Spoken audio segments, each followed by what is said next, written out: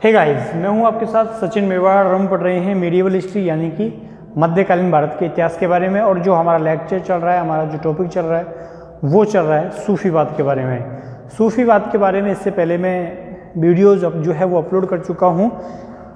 प्रत्येक प्रवर्तक के बारे में हम अध्ययन कर रहे हैं, जिसमें हमने चिश्ती सिलसिला के बारे में अध्ययन किया था, काकी साहब के बारे में अध्ययन किया था, औलिया साहब के बारे में अध्ययन किया था, निजामुद्दीन साहब के बारे में अध्ययन किया। तो ऐसे करके एक एक के बारे में हम अध्ययन कर रहे हैं। और आज कुछ अन्य जो सिलसिले रहे हैं इसी में, आज हम उनके बारे में अध्ययन करने वाले हैं। तो आप उनको बड़े आराम से समझिए, ठीक है। तो चलिए देखते हैं। तो देखिए, हमने सबसे पहले चिश्ती सिलसिले को पढ़ा था। चिश्ती सिलसिले का अध्ययन इससे पहले हमने सूफीवाद के अंतर्गत किया, और इसी को आप आगे बढ़ाते हैं और इसी को आगे देखते हैं तो सत्तारिया सिलसिला आता है। कौन सा सिलसिला आता है? तो सत्तारिया सिलसिला।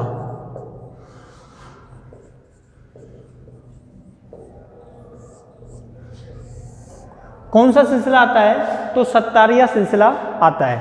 अब देखिए, सत्तारिया सिलसिला जो है, इसके जो संस्थापक हैं, कौन संस्थापक? तो इसके संस्थापक हैं अब्दुल्ला सत्तारी। क्या नाम है? अब्दुल्ला सत्तारी। ठीक है, तो इससे आपको पता चल जाएगा सत्तारी से सत्तारिया सिलसिला नाम से बिल्कुल मैच खाता है। तो कभी भी आपको ये जानने को मिले कि सत्तारिया सिलसिला के संस्थापक कौन है, तो अब्दुल्ला सत्तारी इस संस्थापक के इस सिलसिले के संस्थापक हैं, अब्दुल्ला सत्तारी। अब ये इस सिलसिले के संस्थापक हैं, लेकिन इसमें सबसे जो फेमस है वो कौन है? तो वो है मोहम्मद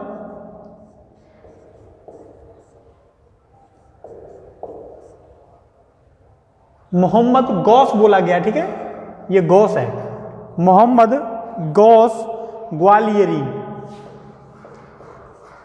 क्या नाम है?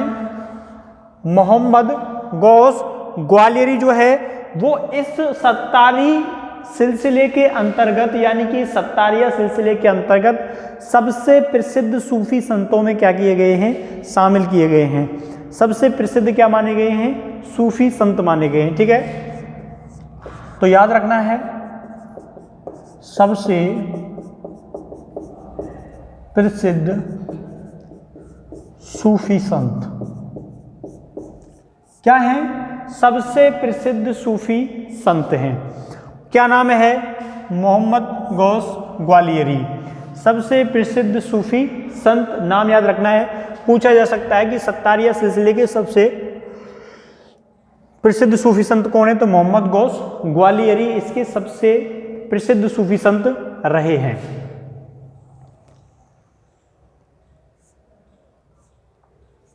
देखिए, ये जो सिलसिला है पहली बार जो है अहमदाबाद, ठीक है, कहाँ पे? अहमदाबाद में। किसके? अपने हम इंडिया की बात कर रहे हैं, तो अहमदाबाद में किसके द्वारा? तो ये मोहम्मद गौस ग्वालियरी के द्वारा कहाँ पे? अहमदाबाद में स्थापित किया गया। ठीक है, अहमदाबाद में स्थापित किया गया। कहाँ पे स्थापित किया गया था? तो उसे अहमदाबाद में स्थापित किया गया था। किसके द्वारा किया गया था? मोहम्मद गौस ग्वालियरी के द्वारा किया गया था। तो ये बात आपको ध्यान रखनी है।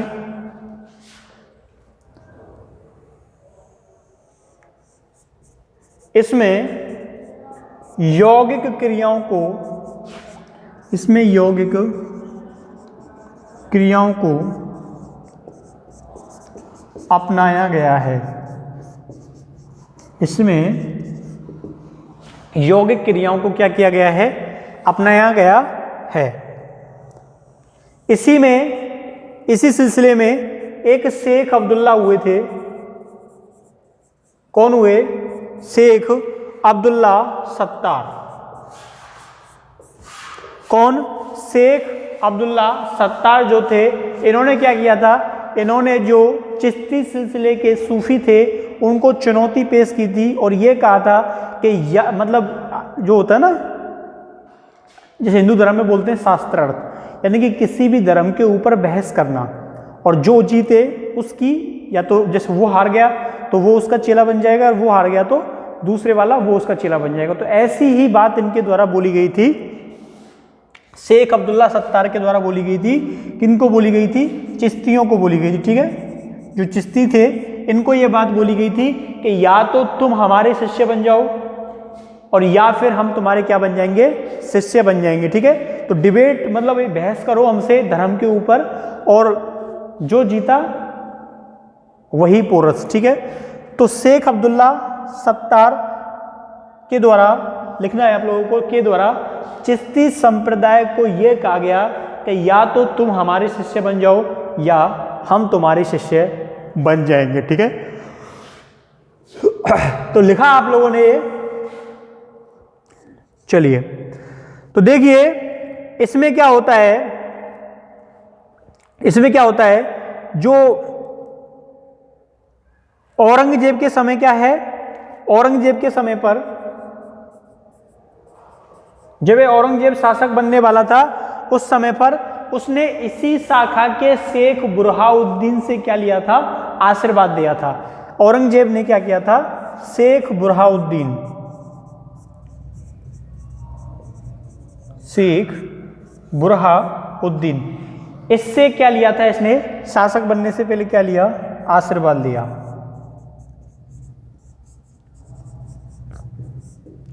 ठीक है, समझ आया? तो इसको फटाक से उतारिए, जल्दी से स्क्रीनशॉट लीजिए, कुछ भी लीजिए, जल्दी से उतारो।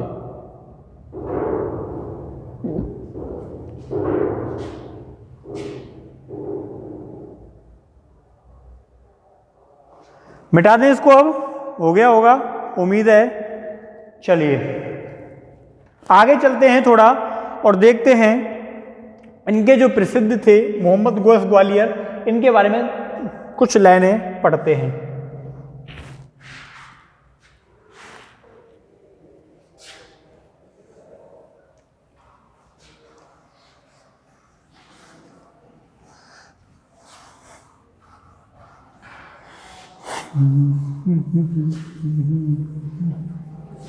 चलिए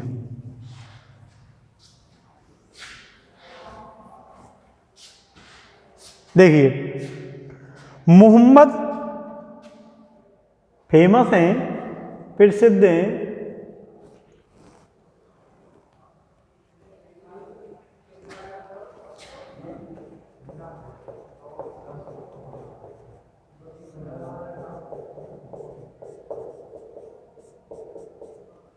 ठीक है। तो इनका जो जन्म हुआ, इनका जन्म ग्वालियर में हुआ था। इनका जन्म जो है वो कहां पे हुआ था? तो इनका जन्म जो है वो ग्वालियर में हुआ था। कहां पे हुआ था? ग्वालियर में हुआ था। और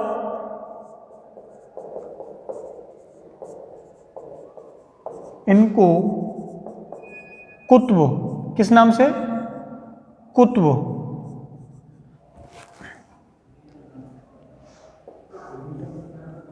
इनको कुतुब के नाम से जाना गया। कुतुब के नाम से जाना गया। किस नाम से जाना गया इनको? तो इनको कुतुब के नाम से जाना गया। ठीक है, इनको कुतुब के नाम से जाना गया। कुतुब के नाम से इनको जाना गया था। किसको जाना गया था? मोहम्मद गौस साहब को जाना गया था। अब देखिए मोहम्मद गौस के आपने तानसेन का नाम सुना होगा। किसका नाम सुना होगा? तानसेन का नाम आप लोगों ने सुना होगा। और तानसेन का नहीं सुना तो आप लोगों ने हुमायूं का नाम जरूर सुना होगा। किसका नाम? हुमायूं का नाम सुना होगा। तो तानसेन एवं हुमायूं दोनों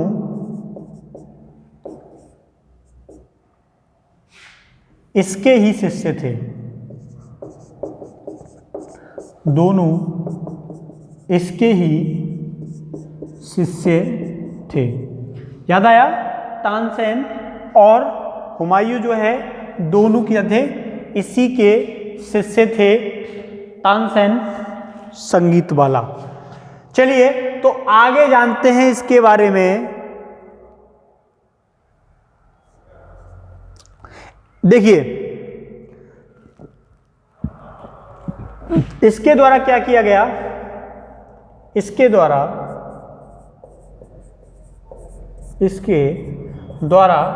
हठयोग की पुस्तक थी, उसका नाम था बहरूल हयात। इसके द्वारा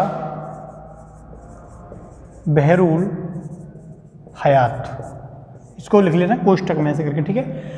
बहरूल हयात जो है यानी कि हठयोग, इसके द्वारा हठयोग की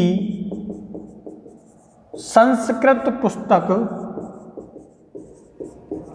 का फारसी में, इसके द्वारा बहरूल हयात यानी कि हठयोग की संस्कृत पुस्तक का फारसी में अनुवाद किया गया। फारसी में अनुवाद किया गया, ठीक है। किस में अनुवाद किया गया? तो संस्कृत पुस्तक का फारसी में अनुवाद किया गया। दो बार लिख दिया देखो, पुस्तक का फारसी में, फारसी में, तो याद रखोगे।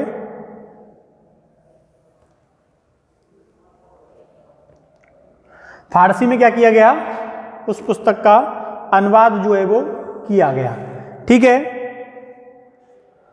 देखिए ये क्या थे, मैंने आप लोगों को बता दिया कि ये जो सत्तारिया सिलसिला था, इसके सबसे प्रसिद्ध सूफी संतों में इनको क्या किया जाता है? शामिल किया जाता है। और इन्होंने काफी लंबे समय तक यानी कि 14 वर्ष के आसपास तक लंबी तपस्या की थी, लंबा कठोर जीवन यापन इनके द्वारा किया गया था, ठीक है। तो इन्होंने एक बार हुमायूं को ये बात बताई थी कि तुमको जो हुमायूं जो है जब उसको सफलता नहीं मिल रही थी तो उनको इन्होंने बताया था, क्या बताया था? तो हुमायूं को बोला था, इन्होंने हुमायूं को बोला था कि सफलता की दुल्हन शीघ्र ही विवाह के मंच पर कदम रखेगी। सफलता की दुल्हन शीघ्र ही, सफलता की दुल्हन शीघ्र ही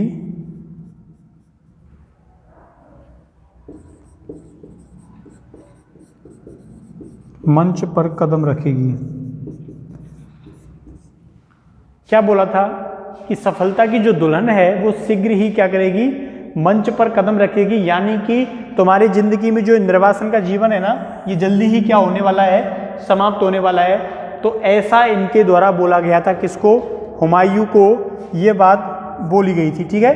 किसको बोली गई थी? हुमायूं को ये बात जो है वो बोली गई थी। समझ आया? चलिए हो गया, मिटाएं इसको।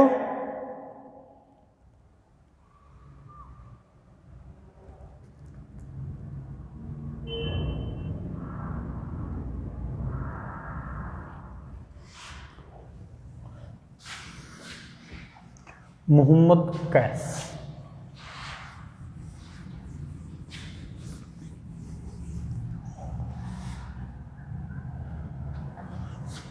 अब देखिए एक और संप्रदाय के बारे में हम बात करते हैं, एक और सिलसिले के बारे में हम बात करते हैं। उसका नाम क्या है?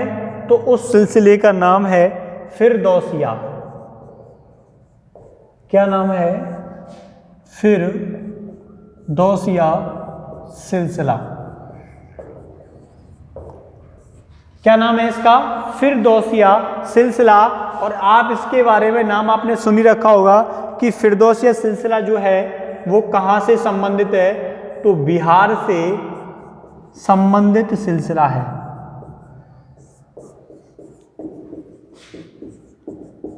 कहाँ से संबंधित सिलसिला है ये? तो बिहार से संबंधित क्या है ये सिलसिला है। और इसके जो संत हैं उनका नाम क्या है? शरफुद्दीन, शरफुद्दीन याहिया मनेरी। ठीक है, क्या नाम है इसके जो संत हैं उनका नाम है शरफुद्दीन यहिया मनेरी, इसके संत हैं। ठीक है, तो इसके बारे में बस इतना ही आपको याद रखना है। एक बात याद रखना है कि जो सैफुद्दीन याहिया मनेरी थे, इनको मोहम्मद तुगलक के दरबार में काफ़ी रेस्पेक्ट प्राप्त था। किसके दरबार में? तो मोहम्मद तुगलक के दरबार में, मोहम्मद तुगलक के दरबार में। ठीक है, किसकी मैं बात कर रहा हूँ? तो मोहम्मद तुगलक की बात कर रहा हूँ। मोहम्मद तुगलक के दरबार में इनको काफ़ी ज़्यादा रेस्पेक्ट जो था वो प्राप्त था। तो ये बस इतना सा आपको याद रखना है फिरदौसी सिलसिला, ताकि छूटे ना, इसलिए मैंने लिखा दिया। ठीक है, अब देखिए कदरिया सिलसिला। कौन सा? कदरिया।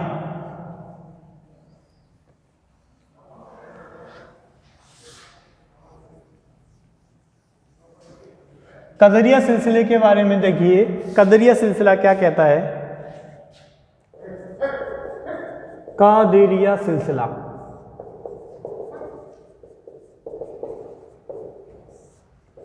कौन सा सिलसिला? कदरिया सिलसिला। और इसके संस्थापक थे कादिर जिलानी। इसके संस्थापक का नाम क्या है? कादिर जिलानी। ठीक है, क्या नाम है? कादिर जिलानी इसके क्या हैं? संस्थापक हैं। लेकिन आपको यह बात याद रखनी है कि भारत के अंदर, कहां? भारत के अंदर इसका जो संस्थापक है वो कौन है? नियामतुल्लाह। क्या नाम है? शाह नियामतुल्लाह इसके भारत के अंदर स्थापना करने वाले थे। क्या नाम था? तो शाह नियामतुल्लाह इसके भारत के अंदर स्थापना करने वाले थे। समझ आई? चलिए, तो दो नाम हैं, एक है कादिर जिलानी जिनके द्वारा कदरिया सिलसिले की स्थापना की गई थी। लेकिन भारत के अंदर जो इसकी स्थापना की वो की थी शाह नियामतुल्लाह के द्वारा। तो दोनों नाम अलग अलग हैं, इसलिए आपको ध्यान रखने हैं। इसका जो केंद्र था वो कहाँ था? उच्च था। इसका जो केंद्र था वो कहाँ था? उच्च था। और इस कदरिया सिलसिले को इस्लाम में सबसे अधिक रहस्यवादी सिलसिलों में क्या किया जाता है? शामिल किया जाता है कि सबसे ज़्यादा रहस्यवादी क्या था? ये सिलसिला था। सबसे ज़्यादा रहस्यवादी सिलसिलों में इसको शामिल किया जाता है। क्या किया जाता है? तो सबसे ज़्यादा रहस्यवादी सिलसिलों में इसको क्या किया जाता है?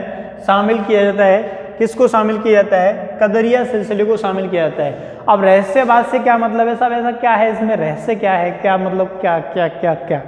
तो सीधा सा मतलब यह है कि इसकी जो थ्योरी दी हुई है, इसकी जो व्याख्या की हुई है, उसमें बहुत सारी जटिलताएं हैं, बहुत सारे रहस्य छुपे हुए हैं, बहुत सारी बातें हैं जिनका स्पष्ट जो है वो क्या नहीं है? उल्लेख नहीं दिया हुआ। ठीक है, तो जैसे आप लोगों को बता दिया कि आप लोग इस माध्यम से अगर ईश्वर की आराधना करते हो, आपको इस माध्यम से आप ये करते हो, तो आपको एक नया जीवन जो है वो मिलेगा, आपको ईश्वर के ज़्यादा करीब वो पहुंचा देगा, आपको अल्लाह के नज़दीक वो पहुंचा देगा, आपके ऊपर रहमत होगी, आप जो हैं उनसे संपर्क कर सकते हो। तो ऐसी जो बातें हैं इसके अंदर की गई हैं, तो ये इसलिए ज़्यादा रहस्यवादी है। ठीक है, तो सबसे ज़्यादा रहस्यवादी सिलसिलों में इसको क्या किया गया है, शामिल किया गया है। ठीक, चलिए एक दो पॉइंट और हैं।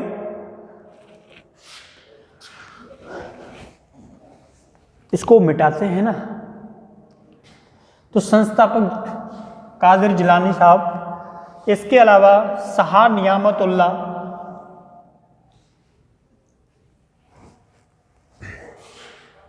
केंद्र जो है वो उच्च है। सबसे ज़्यादा रहस्यवादी सिलसिला इसको माना जाता है। कौन से को? कदरिया सिलसिले को।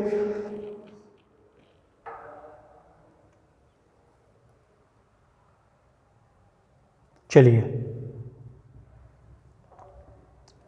देखिए, अब देखिए ये जो कादिर जिलानी मैंने आपको बताया, सबसे पहले इन्हीं के बारे में थोड़ी बात कर लें। कादिर जिलानी, ऐसे मात्रा लगानी चाहिए थी, ठीक है। कादिर जिलानी को 99 उपाधियां प्राप्त थीं।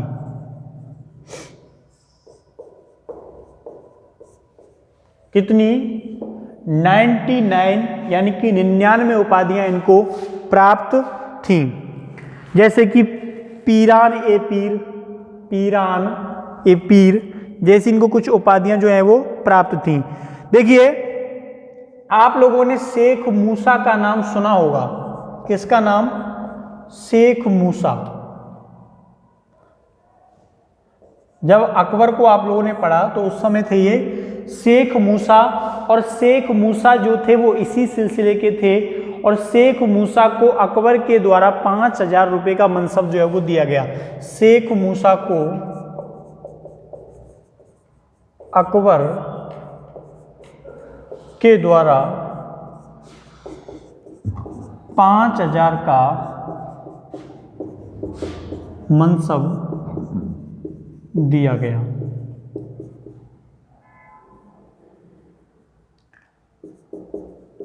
ठीक है, तो शेख मूसा जो थे अकबर के समय, वो इसी सिलसिले के क्या थे? सूफी थे, यानी कि कदरिया सिलसिले के क्या थे? सूफी थे। ठीक है, अब देखिए, आप बात करते हैं हम किसके बारे में? दारा सिको के बारे में। इसके बारे में मैंने एक वीडियो अलग से बनाई थी, आप लोगों को ध्यान हो तो, दारा सिको। अब दारा सिको जो थे ये क्या करते थे? साहित्यिक रचनाएं किया करते थे। क्या करते थे?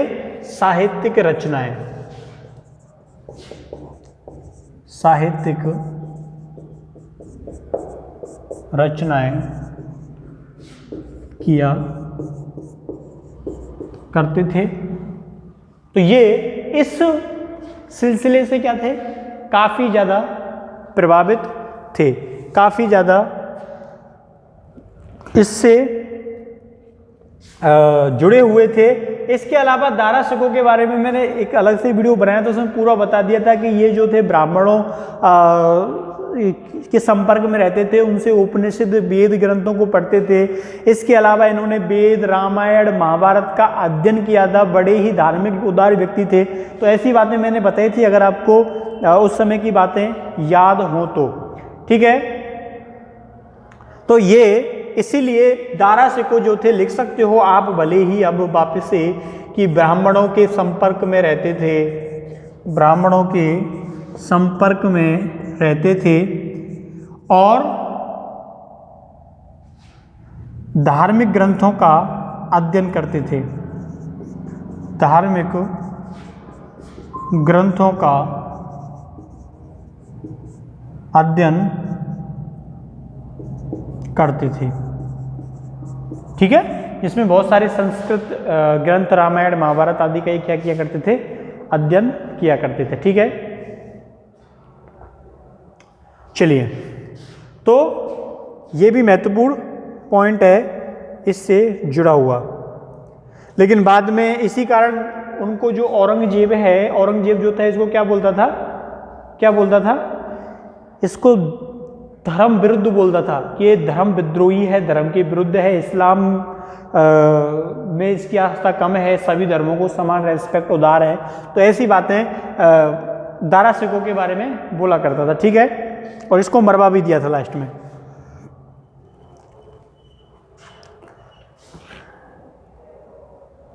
और क्या है, क्या कहता था, देववाणी। देखिए देववाणी, तो यह है हिंदू ग्रंथों को देववाणी कहता था। क्या कहता था, तो जो हिंदू ग्रंथ थे उनको ये क्या कहता था, देववाणी कहता था, ठीक है। तय लिख लीजिए, बुक्स में बड़ा पड़ा हुआ। मिटाएं इसको। चलिए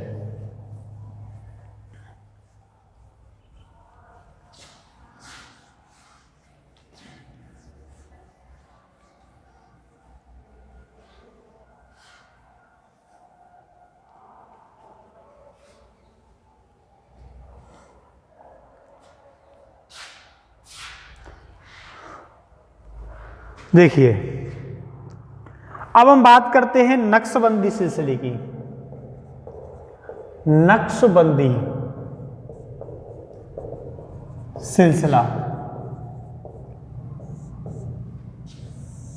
किस सिलसिले की बात कर रहे हूं, तो हम नक्शबंदी सिलसिले के बारे में अध्ययन कर रहे हैं कि आखिर नक्शबंदी सिलसिला जो था वो था क्या।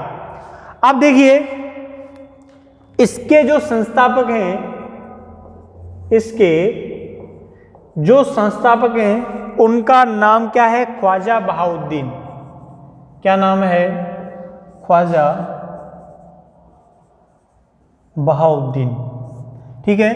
तो नक्शबंदी सिलसिले के जो संस्थापक हैं उनका नाम क्या है, ख्वाजा बहाउद्दीन इसके संस्थापक हैं। लेकिन भारत के अंदर इसके संस्थापक ख्वाजा बाकी बिल्ला थे।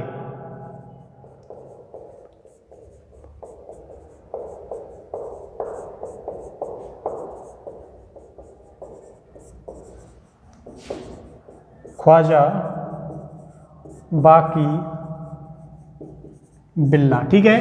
ख्वाजा बाकी बिल्ला जो हैं वो इसके भारत के अंदर क्या हैं, संस्थापक हैं, ख्वाजा बाकी बिल्ला। बात समझ में आई। ख्वाजा बाकी बिल्ला इसके भारत के अंदर क्या हैं, संस्थापक हैं।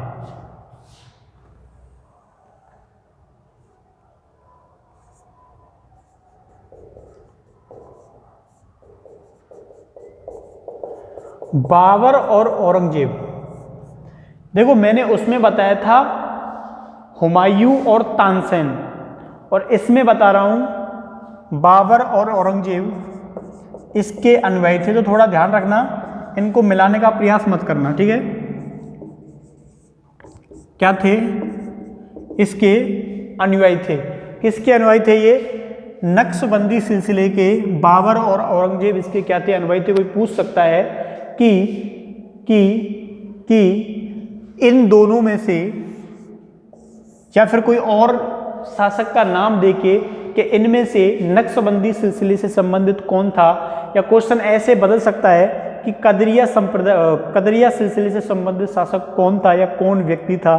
तो थोड़ा आपको ध्यान रखना है, एक तो मुगल काल का संस्थापक हो गया और एक इसका अंतिम शासक हो गया, यानी कि जहां तक ये पावर में रहे थे मुस्लिम, औरंगजेब के समय तक, यानी कि 1707 तक। तो 1526 से लेकर 1707 के बीच में, तो एक तो पहला और एक लास्ट का। वैसे लास्ट जो है वो 1800 की 57 की क्रांति के समय आप लोगों ने देखा था, बहादुर शाह जफर। लेकिन वो एक निर्बल शासकों की श्रेणी औरंगजेब के बाद शुरू होती है। तो ये एक प्रभावी शासक और एक अंतिम शासक, दोनों के दोनों जो थे वो नक्शबंदी सिलसिले के क्या थे, अनुयायी थे। याद रखोगे ना, क्या याद रखोगे कि नक्शबंदी सिलसिले के संबंधित शासक कौन कौन से थे, ठीक है। अब देखिए, ये जो औरंगजेब है इसने किससे एजुकेशन ली थी यानी किससे शिक्षा ली थी? तो शेख मासूम से ली थी। और शेख मासूम जो था वो भी इसी सिलसिले का था। समझ में आई क्या? शेख मासूम जो था वो नक्शबंदी सिलसिले का ही था, जिससे औरंगजेब ने क्या ली थी? एजुकेशन ली थी, शिक्षा ली थी। तो इसलिए बाबर और औरंगजेब दोनों के दोनों इसी संप्रदाय के क्या थे? अनुयायी थे। चलिए थोड़ा आगे पढ़ते हैं। देखिए इसमें एक बात बोली गई है, जैसे हमारे यहाँ पे क्या है कि आप ईश्वर जो है ना, ईश्वर उसको किसी भी रूप में पूछ सकते हो। आप उसको मित्र मान लो, आप उसे कुछ भी मान लो, ठीक है। जैसे मीरा ने किस रूप में पूजा की थी? मीरा ने पति के रूप में पूजा की थी, ठीक है। तो आप उसे पति मान लीजिए। तो कुछ भी आप उसको मान सकते हो जो आपकी आस्था है। पुत्र मान लीजिए, गुरु मान लीजिए, कुछ भी मान लीजिए। देखो मानना होता है ना, मानना होता है, वही जरूरी होता है कि आप किसको क्या मानते हो। तो इसमें यह बात बोली गई है कि इसमें ईश्वर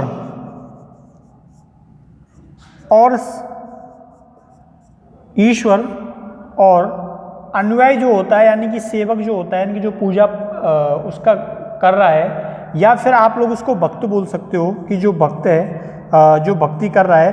तो ईश्वर और भक्त का स्थान प्रेम प्रेमिका का ना हो करके, ठीक है। ईश्वर और भक्त का स्थान प्रेम प्रेमिका का ना हो करके किसका होता है? मालिक और नौकर का होता है, ठीक है। किसका होता है? मालिक और नौकर का होता है। जहां ईश्वर को मालिक माना जाता है और उसके जो अनुयायी होते हैं उनको क्या माना जाता है? नौकर माना जाता है। ये नक्शबंदी संप्रदाय ये वाली बात बोलता है कि प्रेम प्रेमिका का ना होकर के मालिक और नौकर का होता है।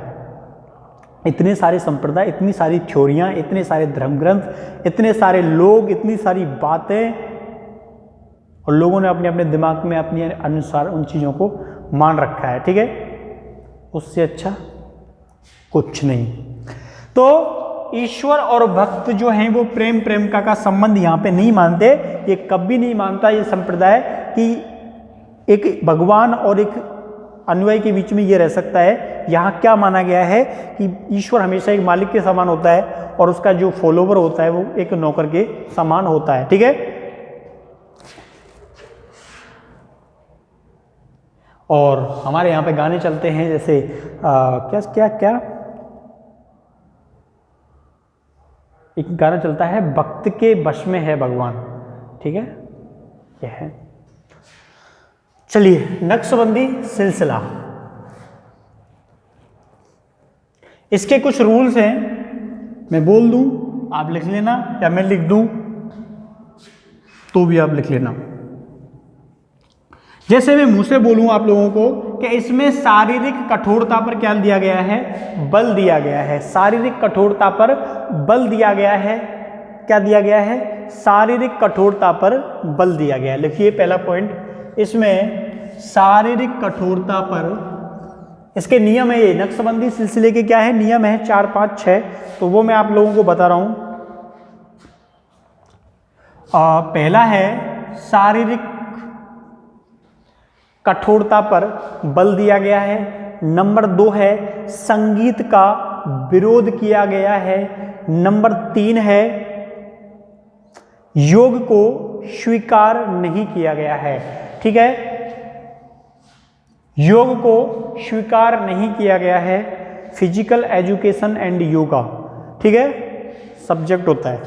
तो एक तो क्या संगीत का विरोध किया गया, एक योगा जो है उसको क्या नहीं किया गया, इसमें स्वीकार नहीं किया गया। लिख लीजिए, काम आएगा आप लोगों के।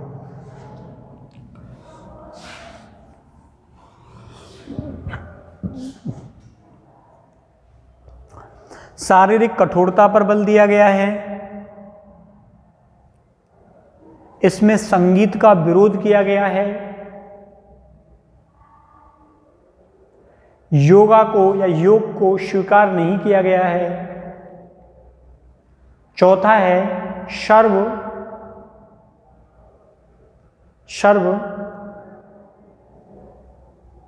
सर्वेश्वरवाद, लिखो, सर्वेश्वरवाद का विरोध किया गया है।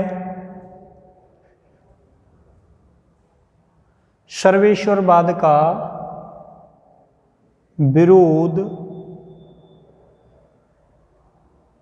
किया गया है। ठीक है, लिख लिया? कितने पॉइंट हो गए बोल के बताओ जल्दी। 1 2 3 4 हो गए लगभग, है ना? बस इतने ही काफ़ी हैं। तो ये था नक्शबंदी सिलसिला, और आपने इसके कुछ रूल्स एंड रेगुलेशन भी लिख लिए ना। चलिए देखिए, अब नक्शबंदी सिलसिला, तो इसके बारे में लिखना है। इसको एक चीज और लिखनी है कि इसको सिलसिला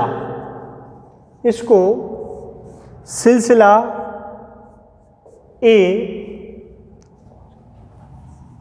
इसको सिलसिला ए ख्वाजगान के नाम से भी जाना जाता है। यानी कि इसका एक नाम ये भी है कि सिलसिला ए ख्वाजगान या नक्शबंदी सिलसिला, दोनों में से कोई नाम आ जाए। अब हमने तो पढ़ा दिया आपको नक्शबंदी सिलसिला, और प्रश्न आ जाए कि सिलसिला ए ख्वाजगान के बारे में बताइए, तो वहाँ बैठे बैठे फिर पेन को खाओगे, क्या फ़ायदा। तो इसलिए इसको सिलसिला ए ख्वाजगान के नाम से भी जाना जाता है। ठीक है,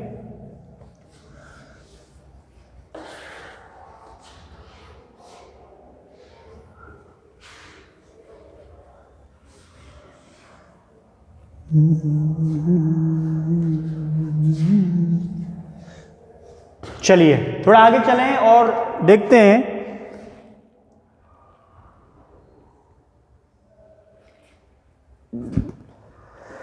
शेख अहमद फारूक सरहिंदी काफी फेमस रहे हैं। शेख, 2-2 4-4 बातें इनके बारे में भी लिख लो। अहमद फारूक सरहिंदी, क्या क्या नाम है? ये देखो, शेख का शेर कर दिया, शेख, तो शेख अहमद फारूक सरहिंदी। देखिए, अब ये जो नाम लिखा है ना पीछे सरहिंदी, तो इनका जन्म ही कहां हुआ था? सरहिंद में हुआ था। कब हुआ था? तो इनका जो जन्म है वो हुआ था 1563 में। इनका जन्म कहाँ हुआ? सरहिंद में हुआ। मैं क्यों लिखा रहा हूं? क्योंकि ये रिलेटेड हैं, संबंधित हैं किससे? नक्शबंदी सिलसिले से, इसलिए मैं इनके बारे में 2-4 बातें लिखा रहा हूं। ठीक है, अब देखिए जो मैंने आपको लिखाया था, क्या लिखाया था? ख्वाजा बाकी बिल्ला। ख्वाजा बाकी बिल्ला इनके गुरु का नाम था। इनके गुरु का क्या था? नाम था। ठीक है, ख्वाजा बाकी बिल्ला इनके गुरु का क्या था? नाम था। समझ में आई बात? तो ये बात आपको याद रखनी है। देखिए, इनको इस्लाम का नवजीवन दाता के नाम से जाना जाता है। इस्लाम के नवजीवन दाता के नाम से भी जाना जाता है। All is clear? तो इस्लाम के नवजीवन दाता के नाम से भी इनको जाना जाता है। क्या नाम से? इस्लाम के नवजीवन दाता के नाम से भी इनको जाना जाता है, या धर्म सुधारक आप लोग इसको मान सकते हो। देखिए, जब सरहिंदी है, इसको एक बार क्या किया गया था? ग्वालियर के दुर्ग के अंदर जो है वो बंद कर दिया था। किसने बंद कर दिया था? मैंने बताया था, जब जहांगीर के बारे में आप लोगों को बताया था, तो जहांगीर ने इसको ग्वालियर के दुर्ग में कुछ समय के लिए, जो इनके मतभेद हो जाते हैं सरिंदी के साथ, तो इनको कहाँ पे, ग्वालियर के दुर्ग के अंदर इनको क्या किया गया, बंद कर दिया जाता है। और जब इनको उस दुर्ग के अंदर बंद कर दिया जाता है तो इनके द्वारा एक बात की गई, वह खुदा का मुरीद एवं उसकी मर्जी है। ठीक है, वह है खुदा का मुरीद एवं उसकी मर्जी है। तो ये बात बोली थी जब इनको बंद कर दिया गया था, तो उन्होंने बोला था कि वह खुदा का मुरीद है, और मैंने आप लोगों को मुरीद का बताया था, स्टूडेंट। ठीक है, एवं उसकी मर्जी है। आप बोल रहे मैं तुम्हारा मुरीद हो गया। तो ये बात सरिंदी के दौरान ग्वालियर के दुर्ग के अंदर बंद होने के बाद ये बात बोली गई थी, वह खुदा का मुरीद है एवं उसकी मर्जी है कि वो क्या करता है। ठीक है,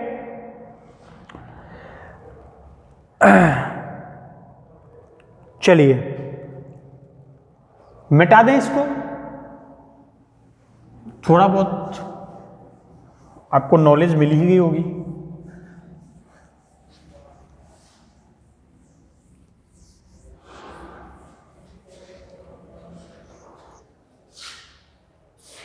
अब देखिए कुछ अन्य सिलसिले भी हैं, उनके नाम मैं बोर्ड पे लिख रहा हूं, बस आपको लिख लेना है, थोड़ा याद रखना है। कुछ अन्य भी हैं तो उनके नाम आप लोगों को लिखना है। जैसे एक सिलसिला है रोशनिया, लिख लेना अन्य सिलसिलों के नाम। रोशनिया सिलसिला, कौन सा सिलसिला है, रोशनिया सिलसिला है। ठीक है, और इनके जो क्या मानते हैं संस्थापक जो माने जाते हैं, वो माने जाते हैं मियाँ बायजीद अंसारी। क्या माने जाते हैं, मियाँ बायजीद अंसारी। ठीक है, एक जो संप्रदाय इसके बाद आता है उसका नाम है कलंदिया। क्या नाम है, तो कलंदिया सिलसिला। क्या नाम है इसका, इसका नाम है कलंदिया सिलसिला। अब्दुल अजीज का नाम आप लोगों ने सुना होगा, तो अब्दुल अजीज जो थे वो इस सिलसिले के जनक हैं। ठीक है, तीसरा जो है उसको बोला गया है ऋषि सिलसिला। कौन सा सिलसिला, ऋषि सिलसिला। ठीक है, इसका नाम ऋषि सिलसिला इसलिए रखा गया क्योंकि हिंदू मुस्लिमों के बीच के सामंजस्य को बिठाता है। और ये सिलसिला कहाँ से संबंधित है, तो ये सिलसिला कश्मीर से संबंधित है। इसका केंद्र क्या था, कश्मीर था, और ये हिंदू मुस्लिमों के बीच में सामंजस्य बिठाता था। इसलिए आप लोग नाम से ही आप लोगों को इस संदर्भ में पता चल गया होगा। और एक संप्रदाय के वो सिलसिले के बारे में और लिख लीजिए, कुबराबिया। ठीक है, कुबराबिया सिलसिला, और ये सिलसिला भी कश्मीर से रिलेटेड रहा है। कहाँ से रिलेटेड रहा है, कश्मीर से रिलेटेड ये सिलसिला रहा है। तो इसलिए हमने प्रत्येक सिलसिले के बारे में अध्ययन किया था सूफीवाद के अंतर्गत। देखिए कोई भी विचारधारा होती है, जैसे सूफीवाद की विचारधारा हो गई तो इस्लाम से रिलेटेड है। उसमें क्या कहा गया था, मैंने बता दिया आप लोगों को पहले कि मोहम्मद साहब के जो विचार थे उनको इन लोगों के द्वारा फैलाया गया था। लेकिन बाद में क्या हुआ था, उसी इस्लाम की विचारधारा के अंतर्गत अपने जो मत थे उनके एक सिलसिलों की क्या कर ली गई, स्थापना कर ली गई, जिसमें हम लोगों ने चिश्ती सिलसिला, नक्शबंदी सिलसिला, इनके बारे में अध्ययन किया। और इन सिलसिलों के अंतर्गत बहुत सारे सूफी संत हुए थे, उन सूफी संतों के बारे में भी जाना था। तो यही एक सूफीवाद था जो आप लोगों ने अनेक संतों के माध्यम से समझा था। किसी का व्यू क्या था, किसी का व्यू क्या था, ये सारी बातें जो हैं वो आप लोगों ने समझी। ठीक है, इसके अलावा भी आप लोगों को इस सिलसिले के बारे में बुक से पढ़ना, वहाँ से भी आपको 100% नॉलेज जो है वो मिलेगी। यहाँ तो कुछ गिने चुने नाम और कुछ फैक्ट मैंने आप लोगों को बताए हैं। तो सूफीवाद एक अच्छा है, इसको 1 से 2 घंटे किताब में देना, आपकी काफ़ी कॉन्सेप्ट जो है वो क्लियर हो जाएंगे। उसके बाद भी कुछ अगर आप लोगों को चीज़ें समझ में नहीं आती तो मुझसे पूछ सकते हो। तो उम्मीद है जो चीज़ें बताई हैं वो आपको समझ में आई होंगी। तो मिलते हैं कल यानी कि नेक्स्ट वीडियो में, तब तक के लिए थैंक यू, धन्यवाद, बाय बाय।